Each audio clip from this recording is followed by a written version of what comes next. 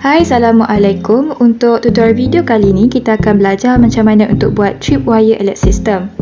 Antara komponen hardware yang akan kita gunakan adalah Arduino, USB cable, breadboard, laser transmitter module, LDR sensor, buzzer, 220 ohm resistor dan juga jumper wire. Untuk sambungan litar pula, kita akan sambungkan komponen hardware tadi berdasarkan gambar rajah litar di atas.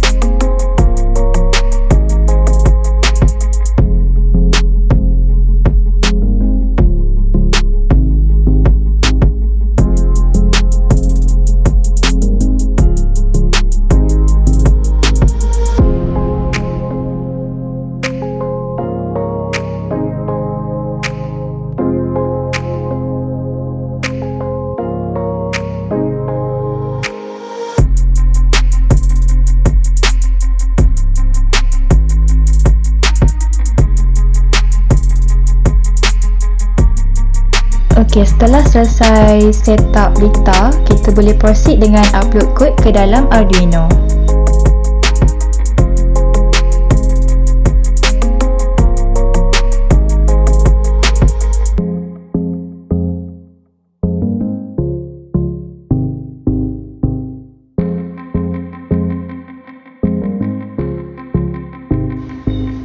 Akhir sekali, output yang akan terhasil daripada TripWire alert system ni adalah buzzer akan berbunyi apabila ada halangan di antara laser module dan juga LDR sensor.